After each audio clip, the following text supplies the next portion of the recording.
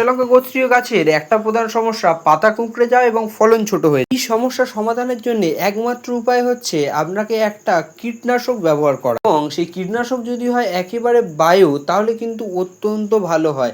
তার জন্য আপনি ব্যবহার করতে পারেন কাকা কোম্পানির এই কাকা কীটনাশকটিকে। এই কীটনাশক কিন্তু আপনার বাড়িতে যদি কোনো পোষ্য থাকে তাহলেও তাকে কোনোভাবে ক্ষতি করবে না, এবং আপনি এটা অত্যন্ত সহজেই ব্যবহার করতে পারেন। তাছাড়া লঙ্কা বা ক্যাপসিকাম জাতীয় গাছের গ্রোথকেও কিন্তু এই কাকা পেস্টিসাইড বা কাকা কীটনাশকটি আপনাদেরকে বৃদ্ধিতে সাহায্য করে। এটা ব্যবহার করতে হলে 1 লিটার জলে 20 ফোঁটা আপনি ব্যবহার করবেন, বা 2 লিটার জল হলে 40 ফোঁটা থেকে 35 ফোঁটা আপনি ব্যবহার করবেন।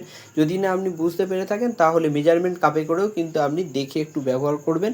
তারপরে ভালোভাবে নিয়ে আপনি ঝাঁকিয়ে এবং এই গাছটাকে সম্পূর্ণভাবে ভিজিয়ে ফেলতে হবে, যাতে কোনো অংশ না ফাঁক পড়ে যায়। তাহলেই কিন্তু আপনি দেখবেন যে এটা ভালো কাজ হচ্ছে।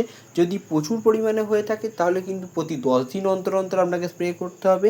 যদি মোটামুটি হয়ে থাকে 15 দিনে একবার স্প্রে করলেই দেখবেন যে সমস্ত কীট জাতীয় বা মাকড় জাতীয় পোকা কিন্তু মারা গিয়েছে, এবং প্রত্যেক গাছে কিন্তু এটা ব্যবহার করা যায়।